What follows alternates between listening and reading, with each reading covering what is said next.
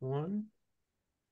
Welcome to Mormon Book Reviews, where an evangelical encounters the restoration. I'm your host, Stephen Pynakker, and this is actually a very special episode of Mormon Media Reviews, and of course, where we cover any media outside of books, and where we call it Mormon Media Reviews, and that includes movies, TV shows, plays, you have it, and also other podcasters. And I'm very, very excited because there's this new podcast out called the Inside Out Podcast. But before I get to that, just want to remind you folks, this month's book drawing is Unexpected: The Backstory of Finding Elizabeth Smart and Growing Up in a Culture of an American Religion by Chris Thomas, forward by Elizabeth Smart. Chris is a good friend of mine. He gave me actually 2 copies to give away. Of course, he's been on the show. He was the family spokesperson for the Elizabeth Smart family when she was missing. And so he's very close to that family. And it's actually a fantastic book. So in the description is my email, mormonbookreviews@gmail.com.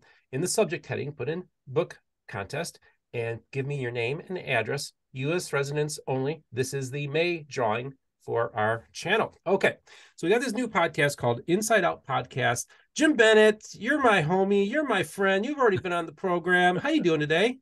I'm doing well. How are you, Stephen? Doing awesome. You know, it was just great to have, established a relationship with you. It's actually probably been in communication with each other for over a year now, if not longer. And you're just a delightful human being. And I really like that you just put yourself out there, man. You're not afraid to go and do battle and stand up for your beliefs and stand up for your church, and also stand up for when you call people out when you see injustices as well. I think you're a wonderful voice within the restoration that we all need to heed and listen to. And of course, folks, that's what we're all about, is listening to all the different voices of the restoration. We actually have a gentleman here that many of you may not be familiar with. As a matter of fact, I just recently got acquainted with this gentleman, Ian Wilks, originally from Great Britain, now lives in the wonderful province of Vancouver, Canada. So you're still in the Commonwealth. Ian, welcome to the program. Thank you, Stephen. Good morning and greetings from Canada. So this is great. I am very excited about this new podcast because, this is the thing, folks. Many of you may have seen my appearance on the Backyard Professor the other day, where we had a conversation about the importance of having civil dialogue. And we really actually are following the prophet in that sense. President Nelson at the last General Conference talked about how we need to quit doing all this contention and all this combativeness. And we need to be Christian in our approach in how we conduct ourselves, even with people that we disagree with. Now, recently, there was an attempt to do this with the John DeLynn and Jana Reese and Patrick Mason. And that was a good faith effort on all their parts to have a weekly program dealing with what happens within the restoration news-wise. And it was a really cool thing, and I was really excited about it. And unfortunately, the plug was pulled, and I'm saddened by it. Now, I've been in touch with Patrick, and I know some of the stuff in the background, what's going on. But Jim, did you want to just kind of maybe talk a little bit about that? We were talking about that the other day, and it's just kind of a shame that had to go down. I'm really disappointed, just because I have so much respect and admiration for Patrick Mason. His mother is in my ward and is one of my favorite human beings on the planet. Just a delightful person, really funny, as well as brilliant and talented. She's the master pianist who holds the ward together musically. And his father was my home teacher for years and years, and was exactly the kind of home teacher that every Latter-day Saint would want to have. I'm acquainted with Patrick. I don't know him well, but I've had several conversations with him, and everything I've seen of him publicly is just marvelous. I mean, everybody respects Patrick Mason, and for good reason. He's a bridge builder. He's able to reach out and build consensus with people all over the place. He's a man of integrity, of intellectual integrity. He's a great defender of the restoration. And when I saw this happen, I was just heartbroken, because I think it's a huge missed opportunity. And it actually, what he was trying to do is what Ian and I think are trying to do with this podcast. I mean, the idea, the title of the podcast, which Ian came up with. Ian's the one who approached me about doing a podcast. I've been on a lot of people's podcasts, but the idea of doing one of my own was just, nobody needs to hear from me. But Ian approached me and said, look, I'd like to do a podcast with you. I'd like to be able to have somebody who's inside the church, and that's me, and somebody who's outside the church, and that's Ian. And I think he'll tell you that story here as we go.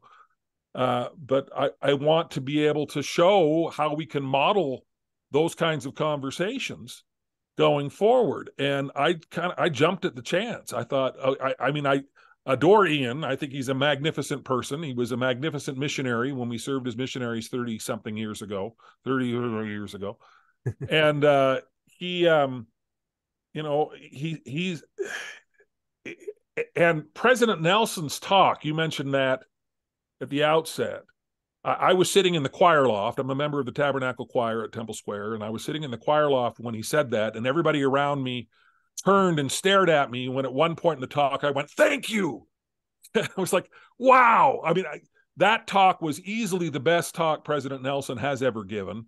It may well be one of the best talks I've ever heard at the pulpit. And the centerpiece of it is we need to learn how to talk to each other. We need to learn how to deal with disagreements. And we need to be able to, disagreements are a part of life. We need to avoid contention. And I thought that's exactly what Patrick Mason was trying to do.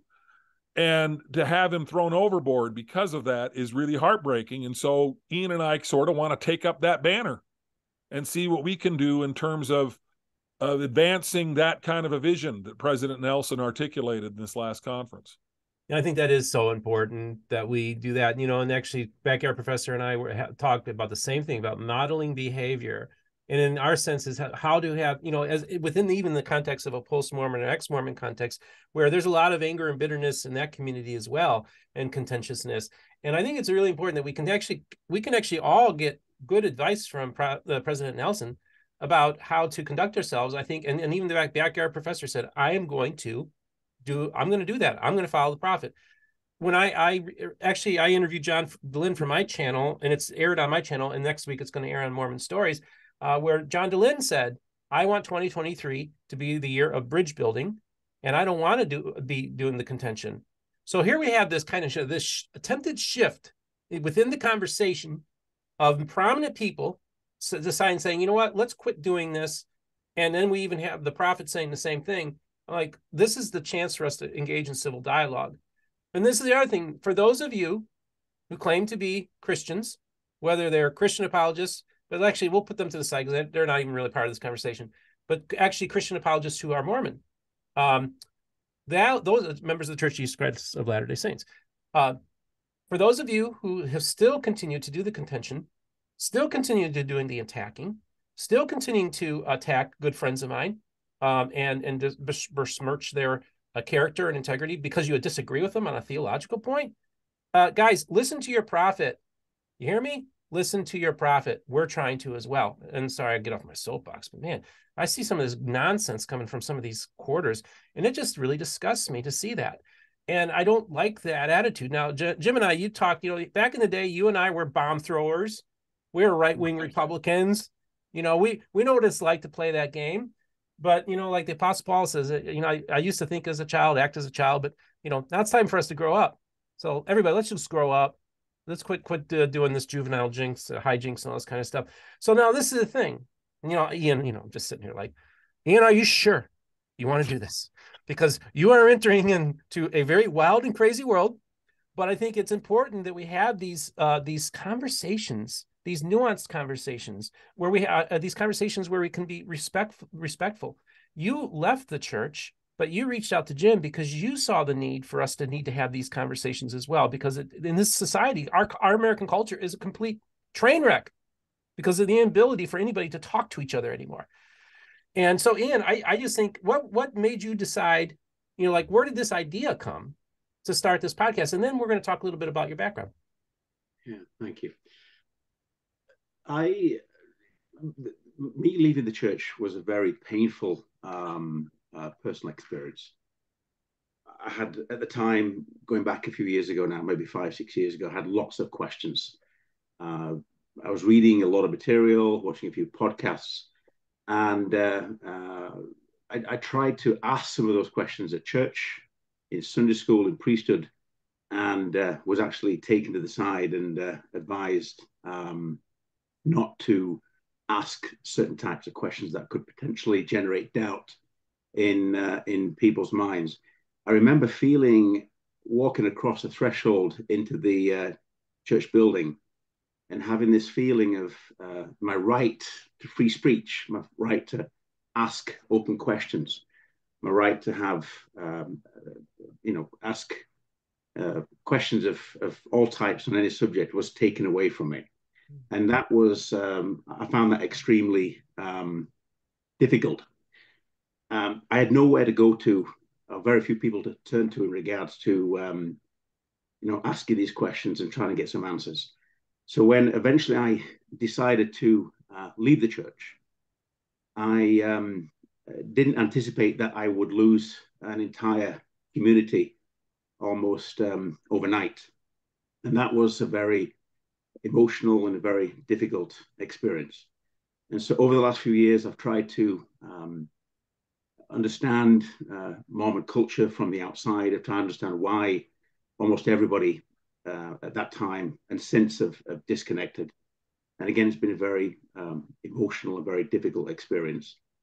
Notwithstanding, I felt that the need to and the right for people to ask questions openly and freely in church in a safe environment without being labeled an apostate or being labeled somebody who's a nine-time Mormon. I think that right should be upheld, and we should be able to have free, open dialogue without being criticized or right being labeled, even though our opinions might differ. So I lost this entire community.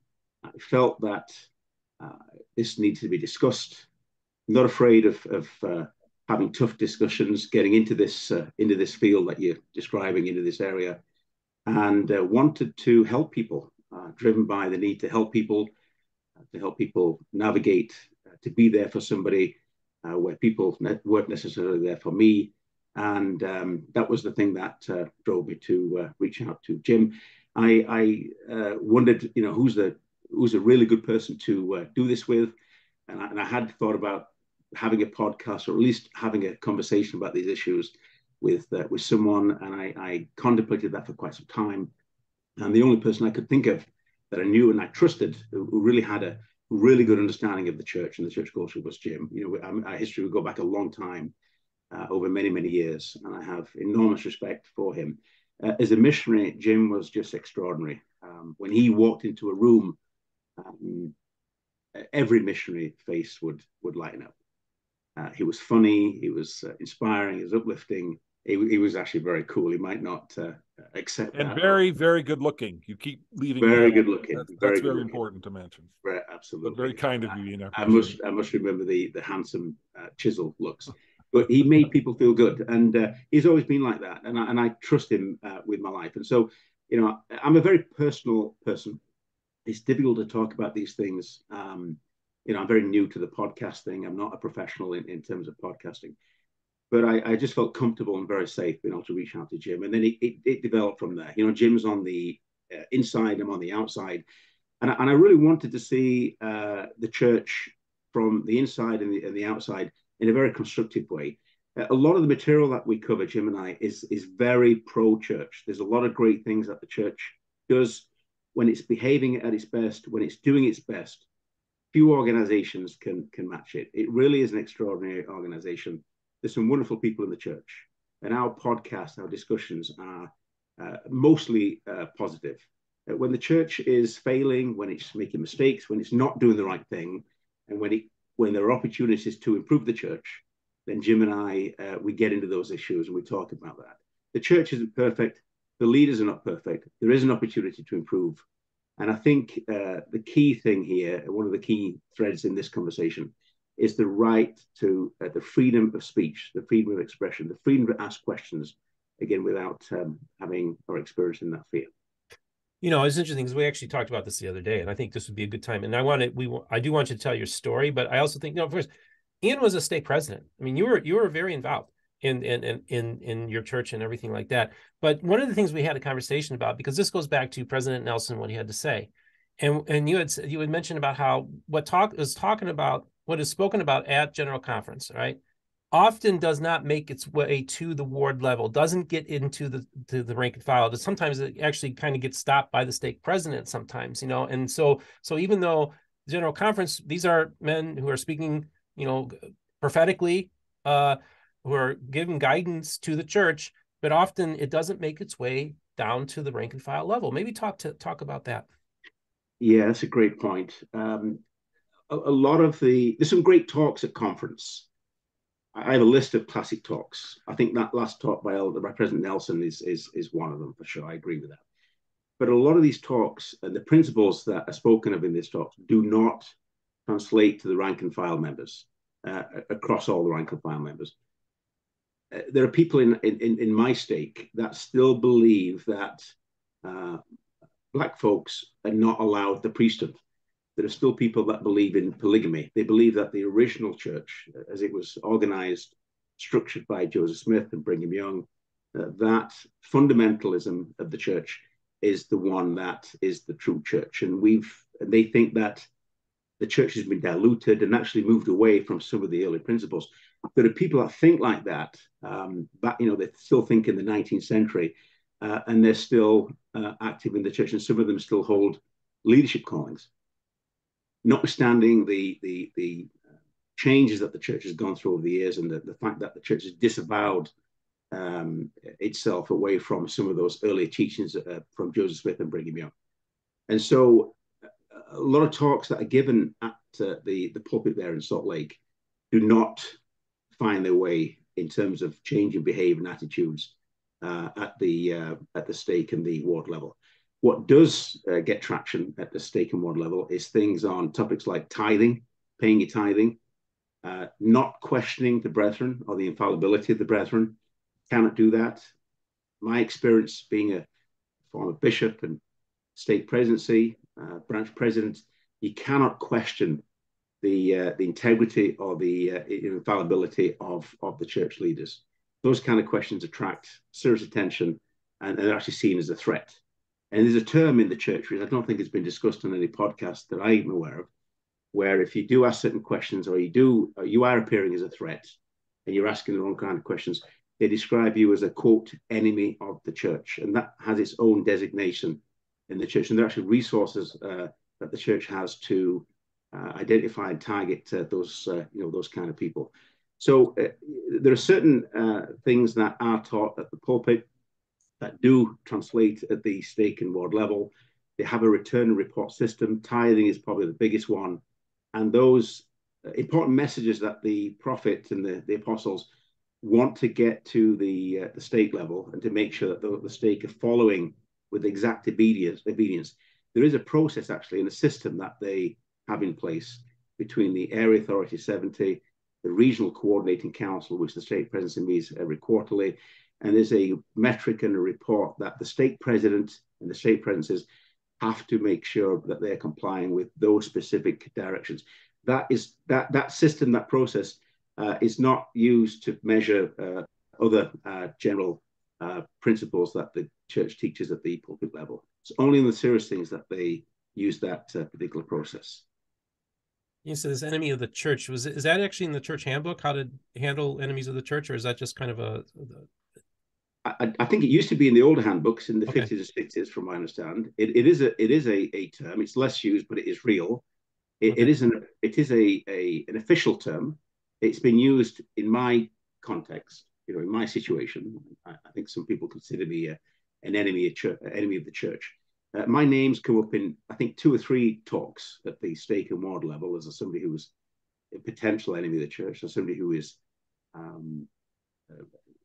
opposing the church, and somebody who was so-called fallen from a great height. I'm a good, bad example of somebody who's received what they call a lot of light, and with more light becomes, you have more responsibility the more light received. For some reason, there's callings, there's association that if you have a senior calling in the church, you've been given more light. Again, that's part of the culture of the church. Jim could speak to that as well. And so the higher you go in terms of leadership, the more closer to heaven you are, the more closer to God, the more righteous you are. I would disagree with that. I know leaders who kind terrible in terms of their personal life and their conduct, frankly. But Ian fell. Is now with the apostates, and that's unfortunately translated into a mass disconnection of people that I thought I were friends, people I thought we were close, people who I'd helped over the years, people who were just incredible people. I still have a great deal of love and respect for them. But unfortunately, many of them, I'd say most of them have disconnected. I think they've been influenced by some of the church leaders to disassociate with someone that's fallen from this so-called great height.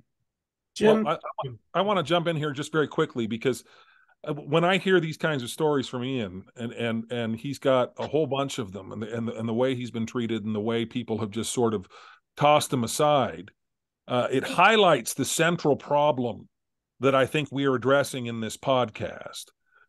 We do not have a template in the church to deal graciously with anybody who leaves. Everybody who leaves is a korihor. Everybody who leaves is, and in order to sort of justify staying, a lot of us, a lot of members of the church have to paint this picture of, well, Ian Wilks, there's no possible way he can continue to have a happy life. His life obviously is going to go off the rails. His family's going to unravel, because that sort of reinforces the decision to stay. We do not have a template for the idea that someone can leave the church and still be a person of integrity and still be somebody that is worthy of our love and respect and somebody that we could continue to have in our lives. And we built this sort of wall of fear to be able to reinforce our decision to stay. And I just think that long term, that is a recipe for disaster for the church. Because if everybody who leaves the church is a korihor, if everybody who leaves the church is an enemy of the church, then how do you deal with your children who leave?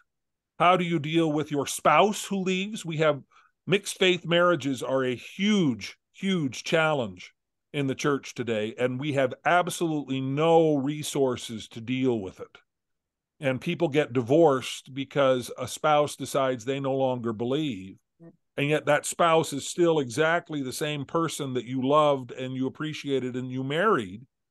But because you disagree about church now, you have to completely separate your life. I don't think that's healthy. I don't think that's appropriate. And so I think casting aside Ian Wilks is a huge mistake for anybody.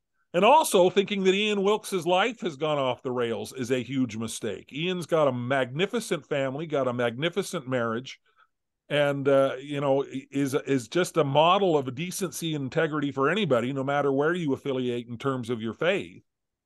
But we do not have a template in the church that allows for the existence of an Ian Wilks.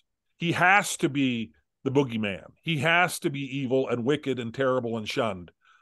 In order for us to be able to prop up what I think is sort of a fragile faith. If your faith cannot accommodate the idea that people who don't share it may well be decent people, then your faith is kind of sad, really. And just to highlight one of those points there, Stephen, Stephen, you know about the church quite a bit. The church has extraordinary resources to find people, to teach people, to baptize people. The whole ministry program is essentially find, teach, baptize. That's the program that Jim and I we signed up to. I think that's not changed.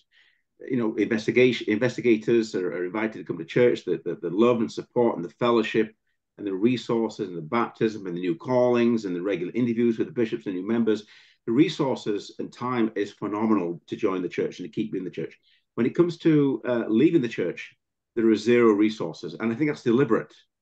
I think it's intentional at every level, certainly the highest level, to make it difficult for people to leave. It in my experience, was very painful. Reasons that we might get into at some point. But it's difficult to leave with your dignity intact. and you're shunned, you're cut off, and it's painful, and they're told not to associate with your family. There was talk about me being actually being a failed father, a failed husband. I found that quite painful, especially from somebody who was speaking at the pulpit that I thought was a friend of mine. And so it's not only there's no resources to help you, it's extremely difficult and very painful, and you have to walk through this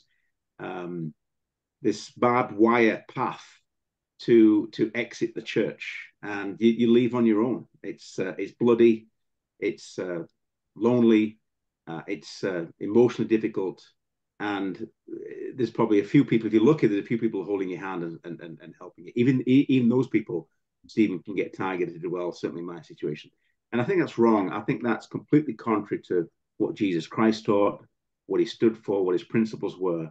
And it goes completely against the talk and the comments that President Nelson gave at the pulpit. Will that talk make a difference in across rank and file? I think with some it will. I think there's some fundamentally wonderful people in the church, but I think for others it won't make a difference, because that culture that's been inbred into the mindset and the thinking over many, many years, that if you leave, there's no good reason to leave, according to some people. There's not, the church is perfect. The leaders are perfect. There's absolutely no good reason for anyone to leave this great church. And there's many talks around that, like Elder Ballard, where will he go? What will he do? Leaving the boat to go into the stormy sea. All this reinforces this culture that if anyone, there's absolutely nothing positive about leaving the church. And what's out of the church is loneliness and sadness and unhappiness. Our experience is completely opposite. We're happy, pleased to report that we're not evil, we're not growing any horns. Although that picture that you put together, Jim, for the Inside Out, I can see a slight horn kind of appearing on the right there. So that's AI that's judging your soul without you knowing. There we go. It's judging my soul. So you can live a great life outside the church, have more time, more freedom. But it's very important, I think, that the church really respects people's rights to free speech, to ask questions, to engage in positive dialogue, and not to be labeled or cursed or to be labeled an enemy of the church. One of the great doctrines of Mormonism, of course, is the concept of free agency. But what good is free agency if you're not able to use it? That's the thing. I think it's a beautiful idea, but I also think if you're not able to use it, then it's kind of a terrible position to be in. And I feel bad that that's the place that many people are. And of course, folks, I've told my story on Mormon Stories and other places about how I left evangelicalism a long time ago and became an atheist for a long time and found my way back into faith. Ironically, in one sense, because of my journey with Mormonism, ironically, starting maybe with the Mormon Stories episode, actually, that kind of pushed me towards faith again. And it's great to be there. But I also tell people, I say, look, I completely understand. Like, I tell people I'm a pro-atheist evangelical, and they look at me. And I told that to Aaron Ra, who's like one of the biggest atheist YouTubers, and his eyes got real big. And I said, yeah, because I said it actually can understand that when people suffer PTSD, they've suffered trauma, religious and spiritual trauma and abuse, that they almost have to give up believing in God, even if it's just for a season, because just the idea of God triggers them. This is the kind of stuff people are dealing with. It's it can be quite hard and difficult to go through these things. And you could also suffer a lot of depression and you're losing a lot of friends. But the thing is, I always tell people within the context of the post-Mormon community that there is a light at the end of the tunnel, that you can actually find a place of peace and be more centered. And for me, it was coming back to faith in Christ. That's where my journey took me. But and again, I think that's important that we have these conversations, because we need healing. And we need to address, we can't gaslight. The gaslighting isn't working anymore, folks. We need to be honest, and we need to get people like you on this program. I was just talking to the stake president here that oversees the area, and I was trying to explain to him my channel, because he's kind of looking at me side-eyed a little bit. And I said, you understand, I do have post-Mormons on my program. But I said, I have the kind that don't bash the church, but actually can find the good in the church too. And that's one of the things with Ian, is that you had mentioned to me the other day about how you actually still have a very high regard for the church. And so I really appreciate that. That's the kind of post-Mormon I want to have in my program. is somebody who's been able to kind of go through the whole process, the deconstruction process, all the grieving process, and all this kind of stuff, and then be able to find that there's actually some value and utility in the church as well. Speak to that, but then let's talk about, there's a 16-year-old boy in a working class community in Great Britain, and you're raised Church of England. We need to hear your story, dude. Okay, thank you. I owe the church my life. I was born and raised in a left-wing, socialist,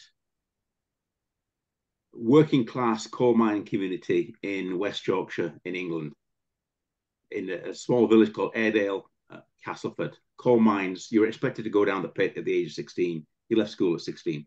Single parent family, mostly dysfunctional as a family, all Labour, all socialist, multi-generational dole collectors, not sure what you call them in North America, but people on welfare. Generational, what do you call them? Welfare. Welfare, yeah, those terms.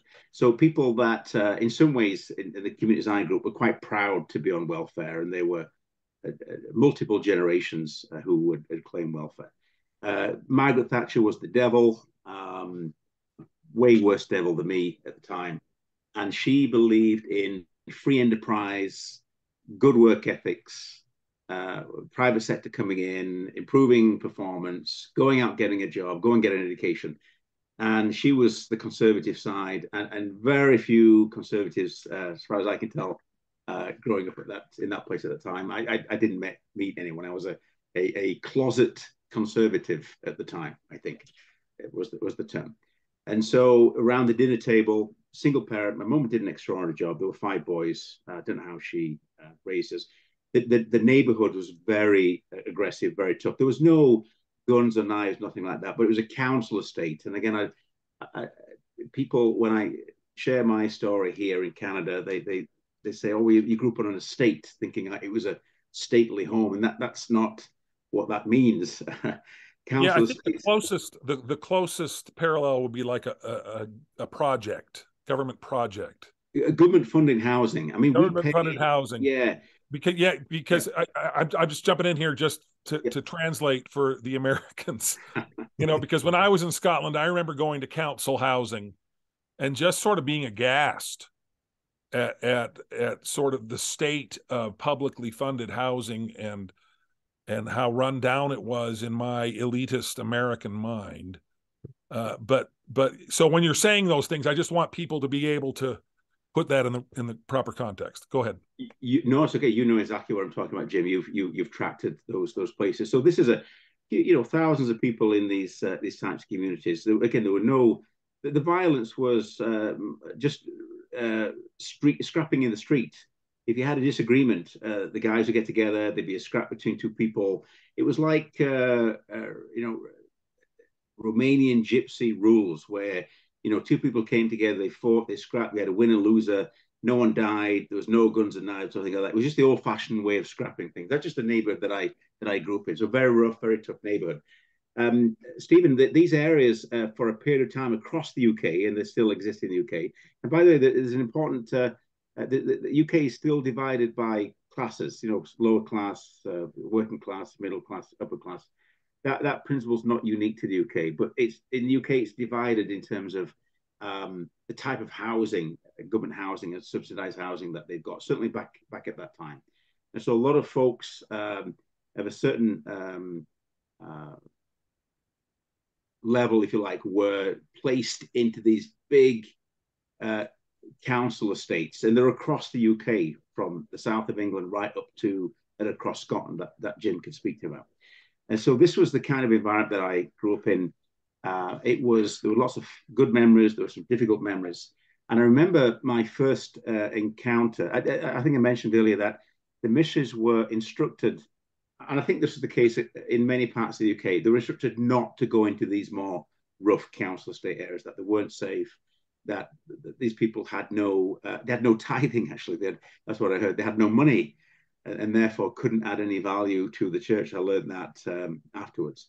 But it's up to the missionaries' spiritual discretion, because poor people, as they were taught at that time and probably still are taught, more humble, more susceptible to the church. So from time to time, we did see missionaries in our neighborhood. They were quite rare. And I was part of a small, mischievous group of guys. I'm not sure we'd call us a gang, or just a group of teenagers that would, have fun and just get together and play football and soccer and rugby and all these different things. And when we saw the missionaries for the first time, I think it was maybe 14 years old, they were very strange. They looked like Inspector Gadget. One wore a hat. It was like an American double agent. They wore these trench coats. And I remember speaking to friends. I'm like, who are these people? And then we'd go up to them on our bikes and we'd say, "Hey, Mister, who are you?" And they would speak in this very strange American drawl. It was a very unusual accent, being from Yorkshire, and I'm not speaking the full dialect here. My natural or my original dialect is much broader than what I'm speaking right now. And so the American missionaries there, the young guys, the young missionaries would speak, and we'd laugh and make fun of them, and it was just a very strange. You pulled some interesting pranks on them, did you not? We did. So when we came into contact with them, they lived in a flat above the spa. Any British people listening to this will recognize this. They lived in this flat above the spa, and we would follow them and go around them on the bikes. We'd intimidate them, and sometimes we would throw rocks or small stones at the window. I remember smashing some of the windows, and I was probably 14, 15 at the time.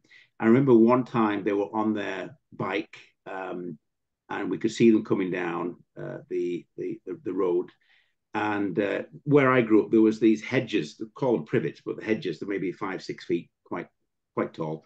We hid behind them, or I did, and I threw a broom handle into the front wheel of one of the missionaries, one of the double agents, we thought, and then he unfortunately did almost a double somersault into the hedge. I think the hedge helped in the impact, but he was quite bruised and quite messed up.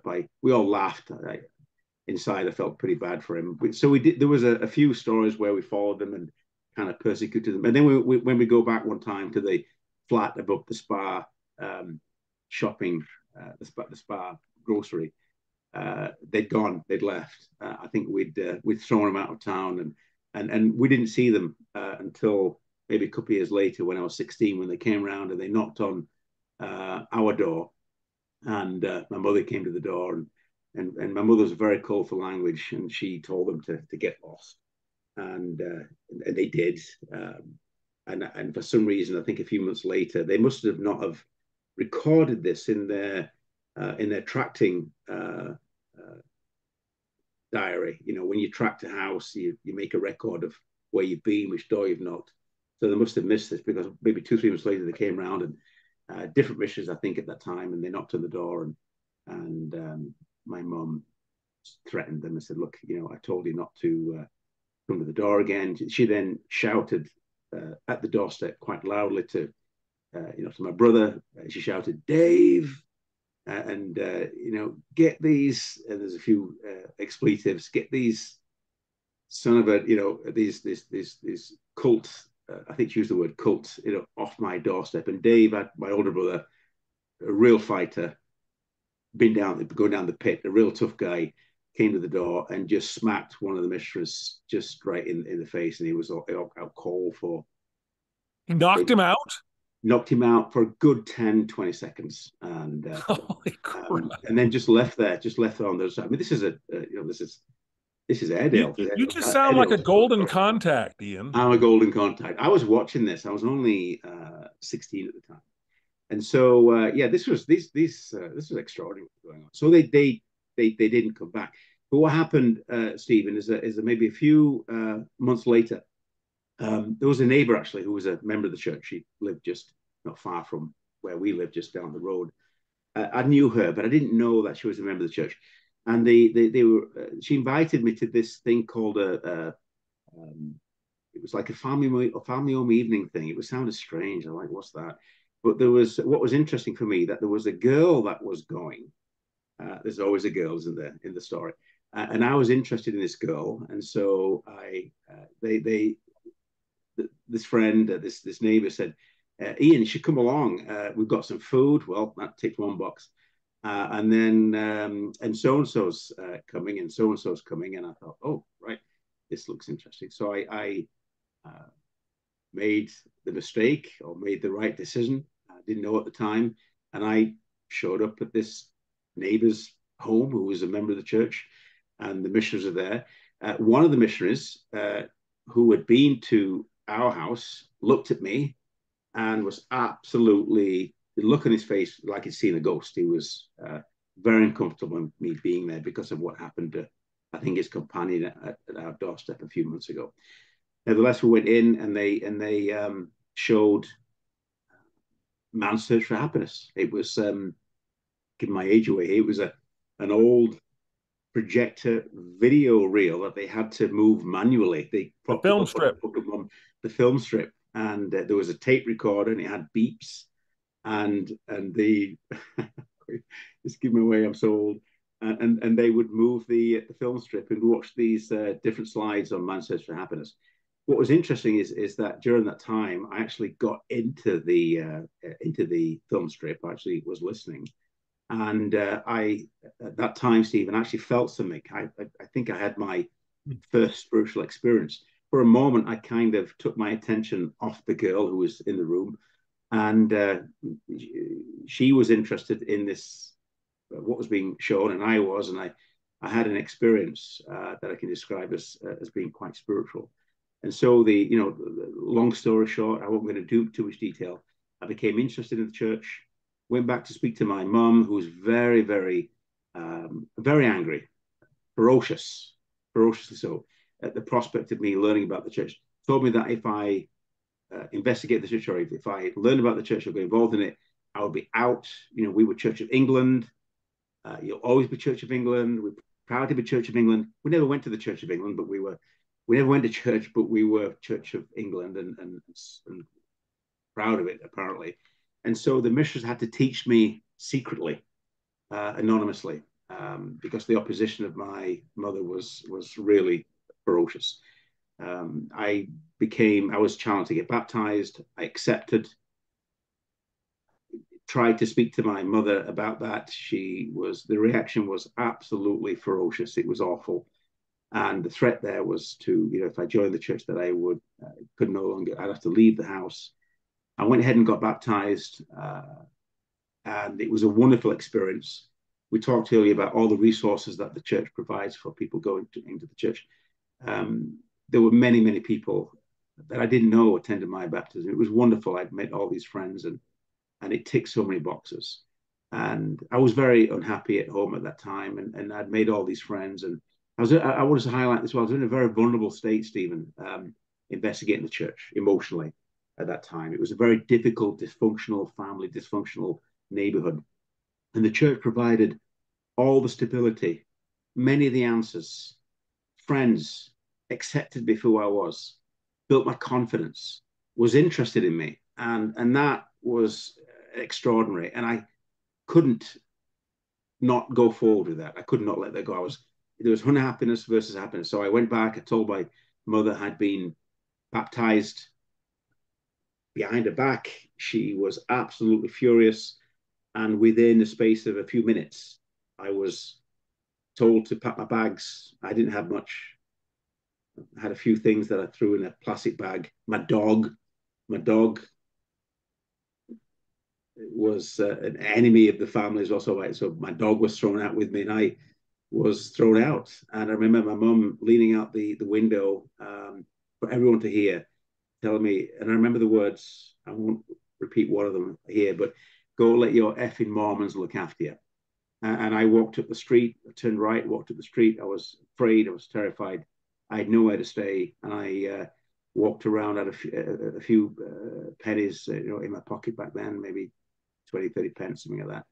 And I slept rough for maybe 3 nights on a park bench. I was completely lost. I think a few of the nights I slept on a mate's couch. And then I reached out to the church, and they took me in. They were extraordinary. It was amazing. They saved my life, and I will never forget that.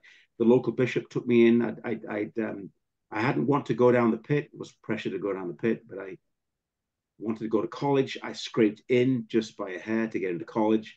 The college was in a different town. That bishop in that town had a spare room, and I was invited, and they were pretty well off, certainly compared to where I was growing up, and they took me in. They looked after me. They bought me clothes. They fed me. I had literally nothing, just the clothes on the back, a few things in the bag, and they couldn't take the dog. That was a just extraordinary heartbreak. I took my dog to a farm, and remember that feeling of walking away, and the dog was barking, and he had no idea what was going on. I was in tears. I was 16. The family, they had a cat. They didn't want to have a dog, but I knew it was the right thing to do. It was a very difficult decision, but I did it, and this family looked after me. They were extraordinary people. We patched up, Mum and I, later on, but that's my story. So the church took me in. I was part of all the programs, the youth programs, the YSA. I did seminary. I went on a mission to Scotland where I met Jim, and since then I've lived very devoted, very committed to the church.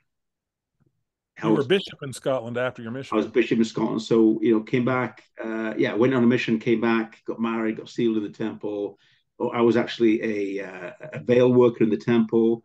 I went through the temple pre-1990, then moved to Scotland for work and other purposes. Served as a bishop. I actually had lots of callings. I had like 4 or 5 callings in Scotland.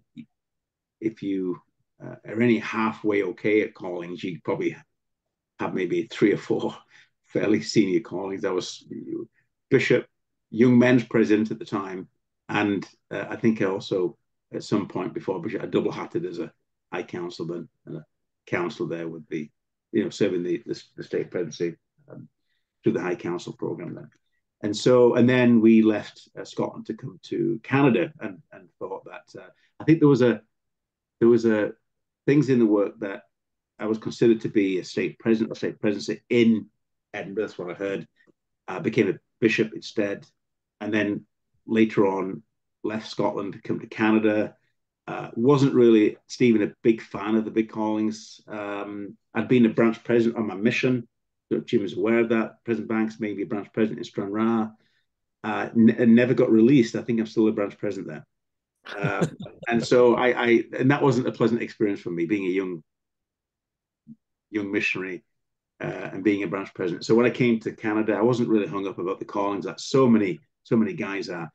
And then it was called onto the state presidency by Elder Oaks. Was interviewed by Elder Oaks personally, and Elder Cook privately, personally, in a room by myself. I think that was deliberate. That's how they do it. There's a reason behind that. And the first question he asked me was, Brother Wilks, is there anything in your past, in your history, that could come to light that could damage the reputation of the church or damage the reputation of the brethren? That was the very first question. There were lots of other personal questions that he asked, but I accepted the calling. A wonderful calling, took a lot of time away, forged all these wonderful relationships, and that's what makes this very painful, where I thought we had these relationships. I didn't think that my activity in the church, or my friendship rather, with these people was conditional on my activity in the church. And I find that quite sad and quite heartbreaking that these friendships perhaps weren't as real as I thought they were. Because when you can talk to people who are regular rank and file members on your podcast and talk, which is great. They have their experiences. When you're a leader, a bishop, or being on the state presidency, you really get into the lives of these wonderful people in a very, very personal way. You cry with them, you laugh with them, you share their experiences. They tell you things that they're not even told their wives or their husbands or the children or anyone. It's quite an extraordinary. So you really get very close to their lives, and you build those relationships, and they trust you. They trust you to give them the best advice, and you try to do that without any formal training, by the way. And you grow to love them, and they love you, and you think you've got something wonderful, and they will be together. We'll be together through thick or thin, no matter what, no matter where you are in life. But I've learned that sadly, because of the doctrine, I think also because of the policies, because of the culture, there's a tendency to cut people off, good people, away from the church. And I think that's sad. And I think the church does itself a disservice. I think there's a lot of quality in maintaining those relationships with people and just allowing people to leave with some dignity, some respect. Ian, we understand, by the way, not one person since leaving the church has asked me why I left the church. And that's the question I want to ask you. Why did you leave the church? I left because I could not, inside my body, inside my mind, I could not be in an environment where I couldn't be me. I'm very personal and very private individual. Doing this podcast and doing the podcast with Jim, which is an idea I came to Jim with, and it's difficult for me to open up and to share personal and private things, but I'm doing it because I want to help people. I want to help people learn from my experiences if they can. I don't want them to go through as difficult experience as I did. And the only person I can think of doing something on such a very personal, private thing as sharing, opening up to a bigger audience. The only person I felt comfortable doing that was Jim. He's the only person that I want to do this. But I left because I couldn't be there and keep my integrity, Stephen, intact. When we live this life once, we don't know what's going to happen in the next life. We have some ideas, we have some beliefs, we have some hopes. I'm still spiritual, less religious, more spiritual. Still believe in Christ. Still believe that if you're good, you go to a good place. I know that. I've had some experiences since leaving the church. And I think one of the few things that you can or should attach to your name in this life or be known for, if anything, is not what house you bought or car you drive or how much you earn or what position in your job. It's what kind of father you've been, what kind of husband you've been, what kind of person you've been. Do you have integrity? And it's important to me and many of the people to live with integrity, to be yourself, to be authentic, to feel free.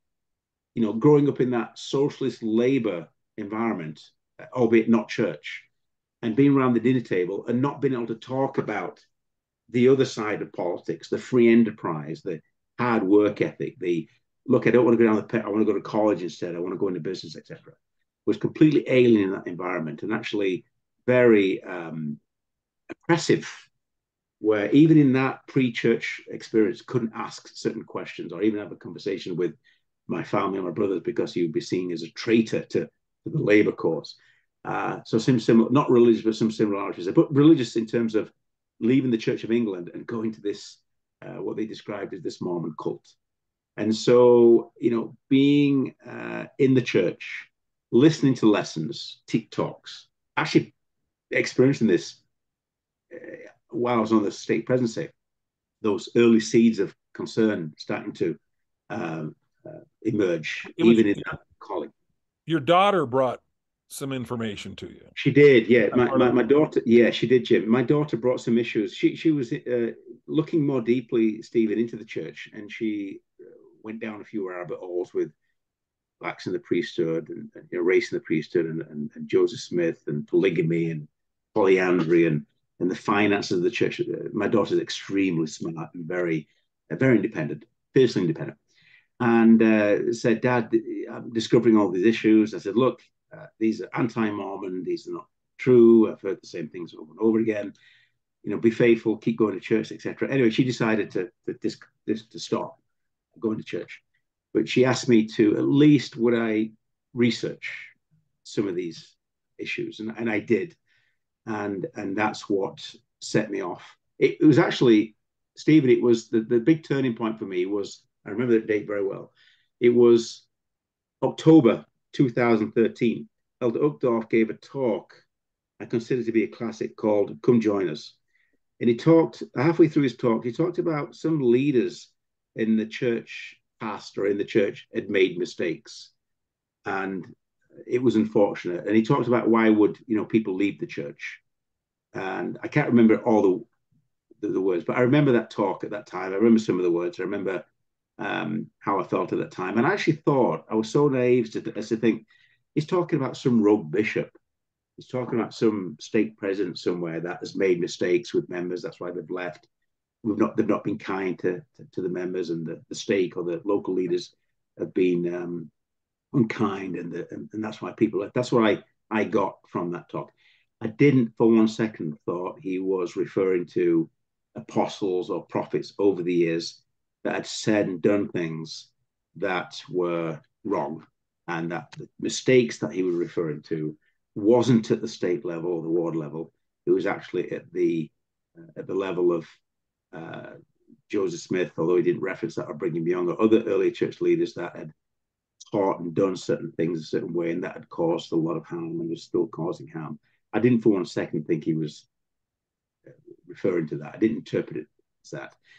Anyway, I researched these issues, found there was merit and there was some truth to them, and that's what set me off. And it was literally, I think in November, I think the October ensign talked about, I think it was the race and the priesthood, Jim, if I'm not mistaken. I think it was 2013 race, and I read that, Stephen, and I was blown away. And I was blown away at the last paragraph there, or in one of the last paragraphs, where the church says it disavows itself from all these past teachings that are racist, etc. That just absolutely sent an earthquake in my mind. And actually, at that point, I realized there was a real problem.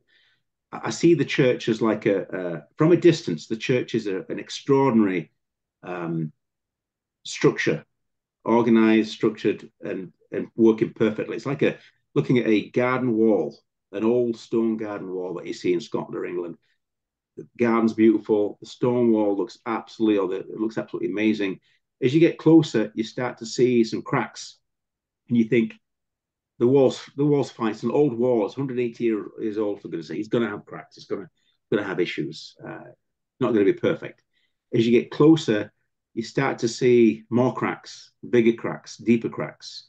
You start to see some of the pointing to the cement between the stones coming away, and you think, okay, maybe it needs some maintenance. As you get closer to the wall, you start to see serious issues with the wall. There's a stone crumbling. Some of the foundations are starting to crumble. Some of the pointing has been replastered over the wall to try to keep the wall up. And you see real issues and some gaps and some holes in the wall. And the closer you get, the more problems you see.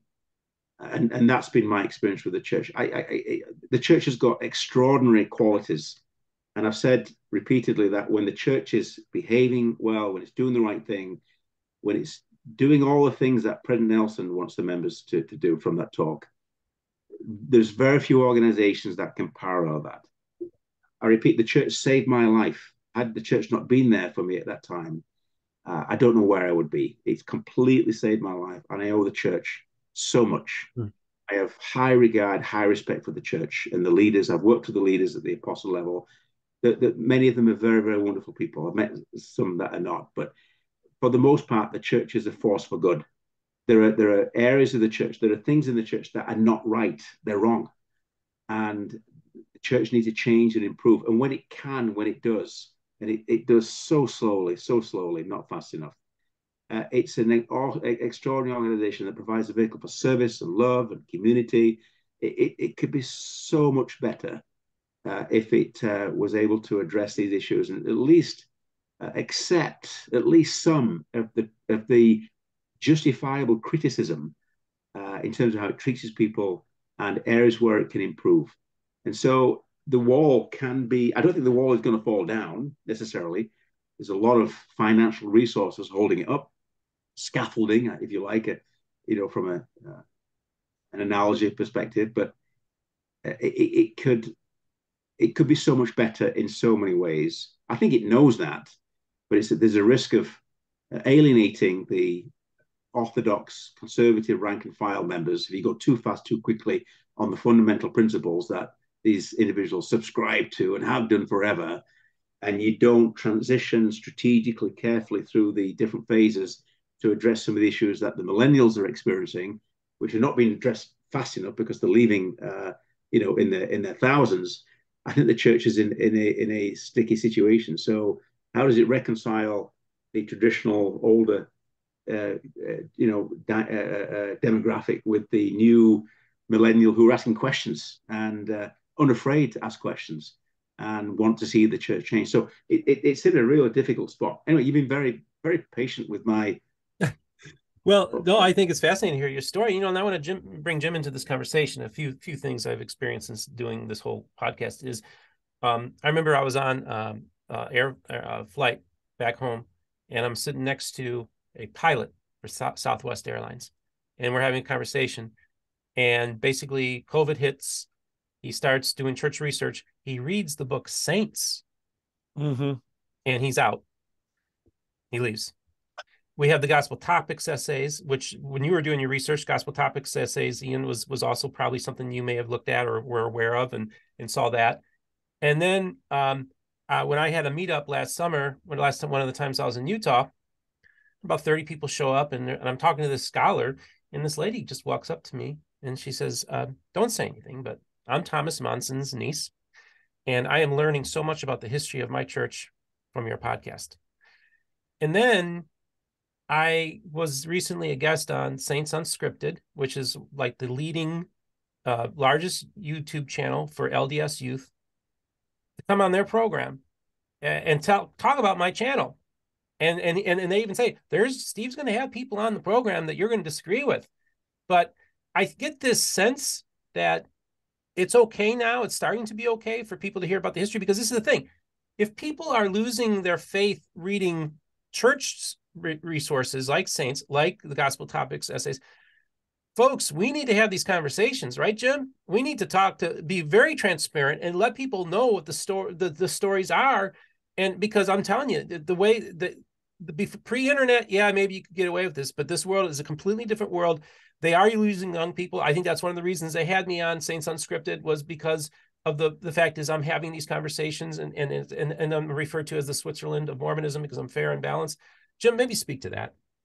Well, this is the reason why I have kind of created my funky little brand out here on the internet, is that the church keeps pretending that we have a choice as to whether or not we're going to address these difficult issues. We don't have a choice. And people are going to leave unless we confront all of these issues head on in a very productive way. I mean, I'm not going to, we've taken a lot of your time, and I've talked a little bit about my story, but I went through kind of a faith crisis at a very young age. About 18, I read The God Makers, and it was, I felt like a chump. I felt like, how is it that I grew up in this church and I didn't know any of this?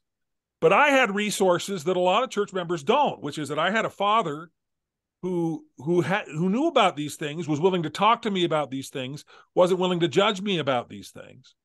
I mean, I had a support system that was able to I was able to come to terms with my own faith crisis in a way that I feel like I need to pay that forward.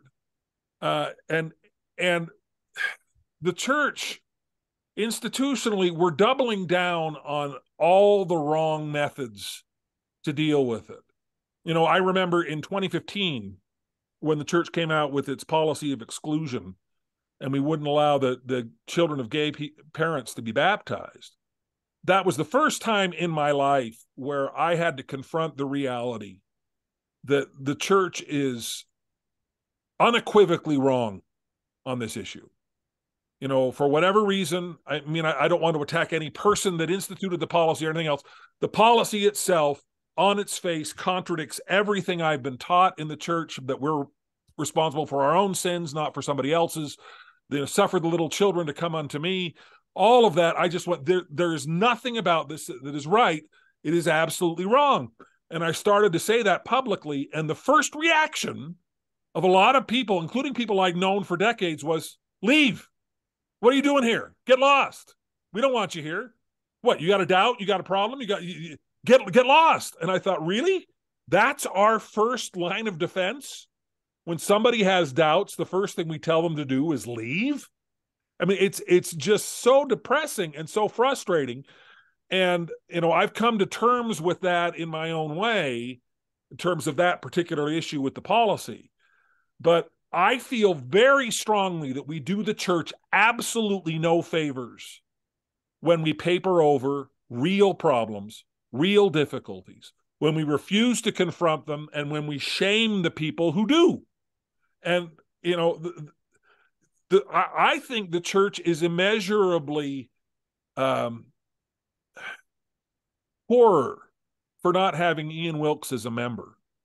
I think if we had resources, if we were able to say, oh, gee, Ian Wilks, he's in a stake presidency, he has some questions, and there's some very serious questions. Let's work this out together. Let's sit down and reason together, and let's figure out how to deal with this and how to come to terms with this. How much healthier would this church be if we could do that? We can't do that. We don't have any tools to do that.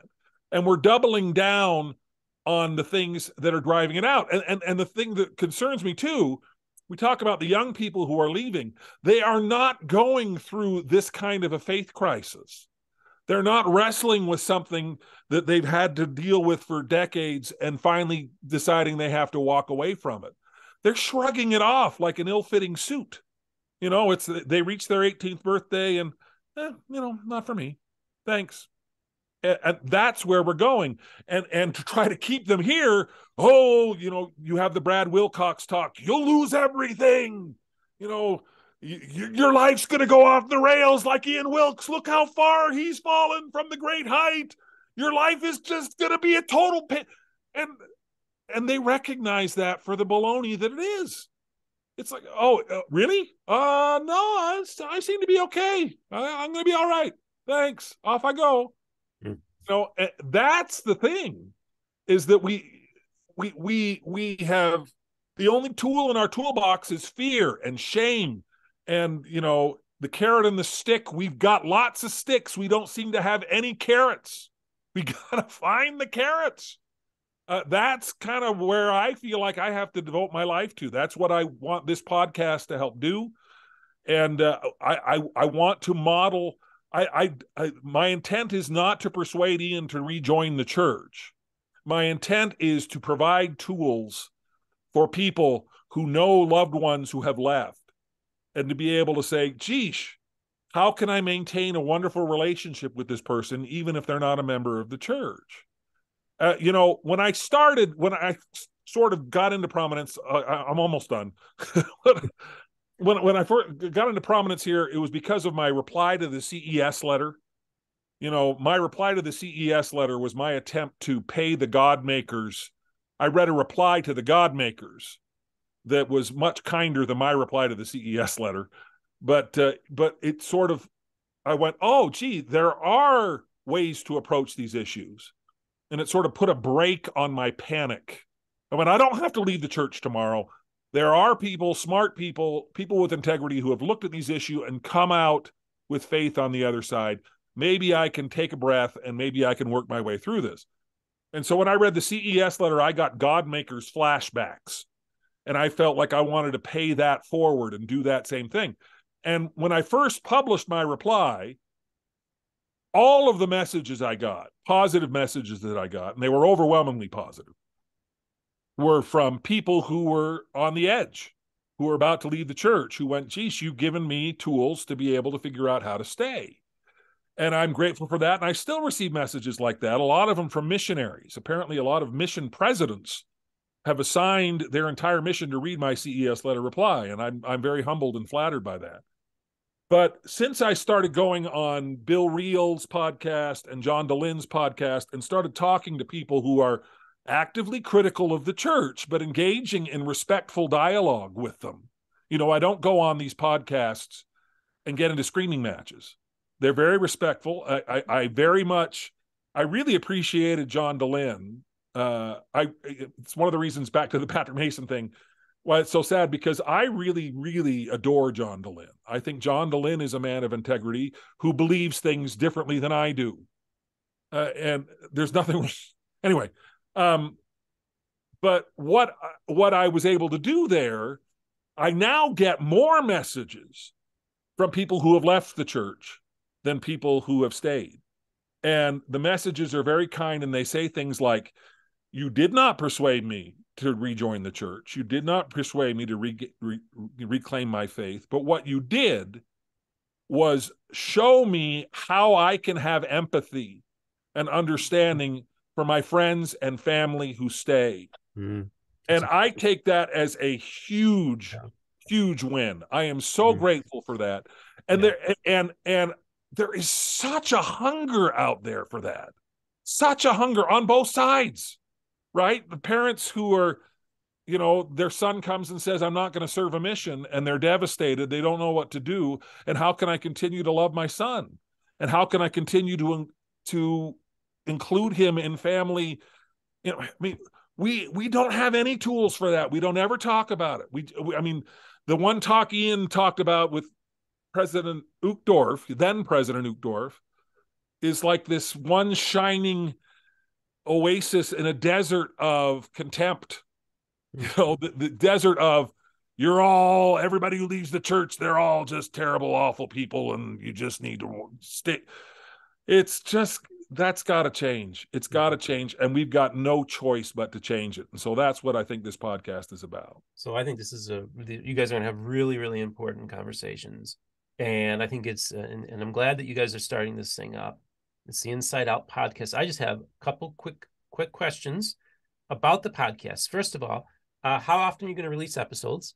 What kind of topics are you going to be covering? And are you going to have guests on your program? Maybe just kind of preview where you see your podcast going.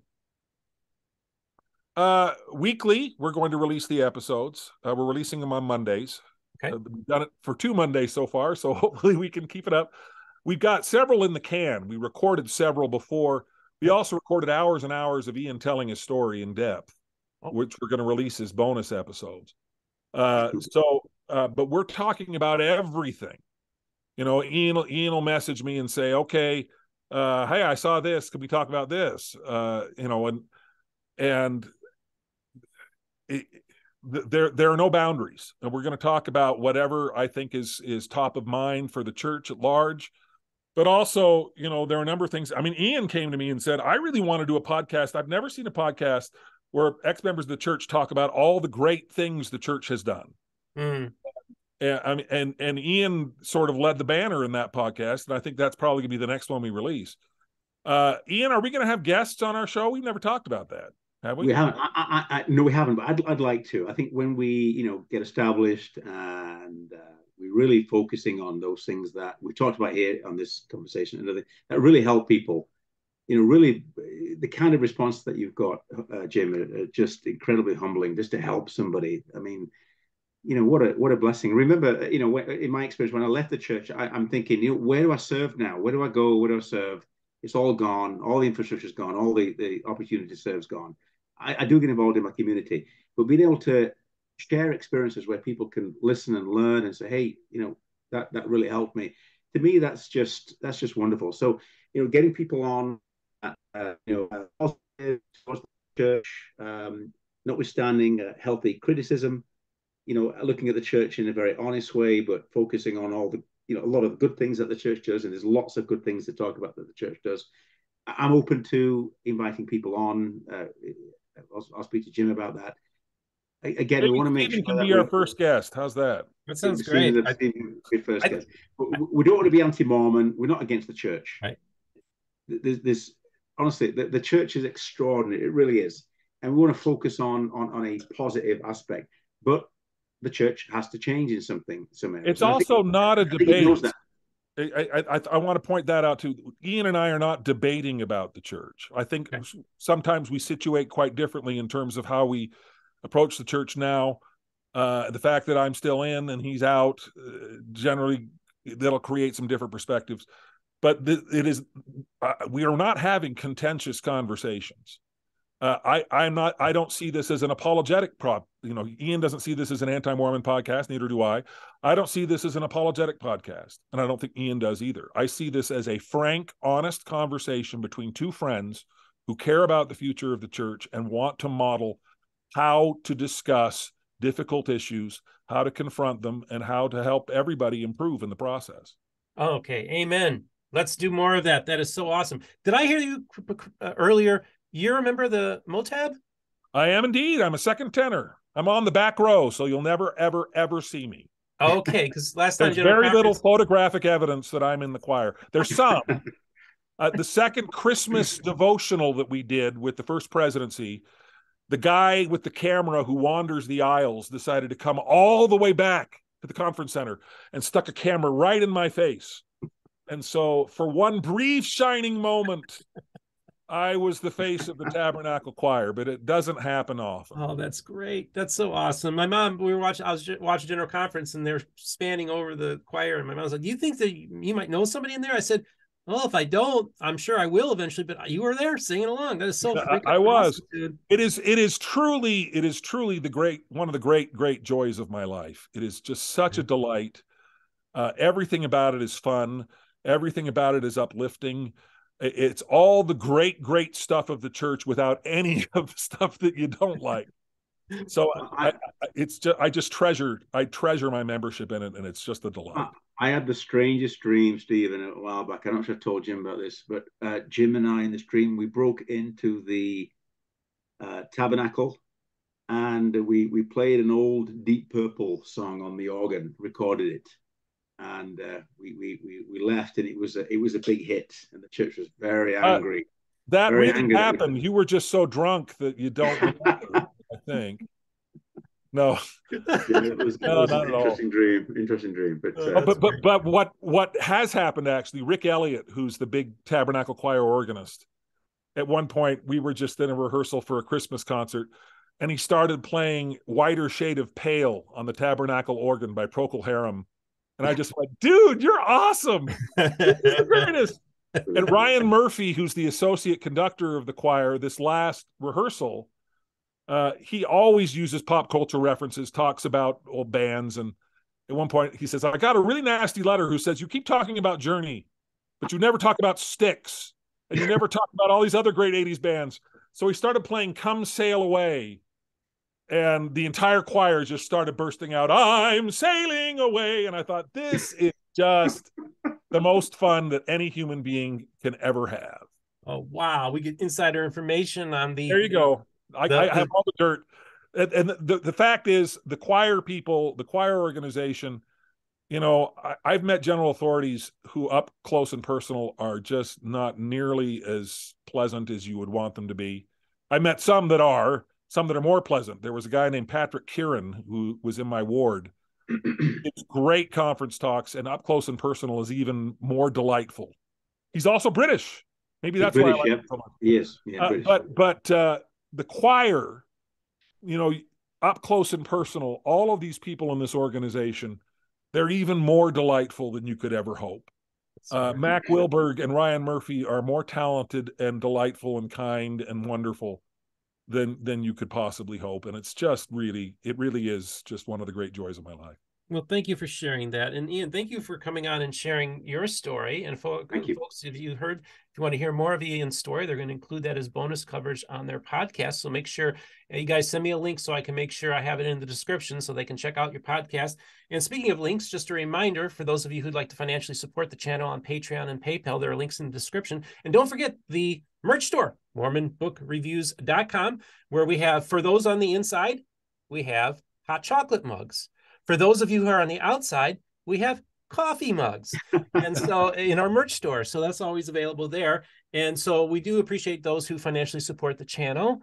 Don't forget to like and subscribe and hit the notification button for when a new episode comes out. And just remember, this is the most important thing, folks, is all the voices of the restoration will be heard here on Mormon Book Reviews.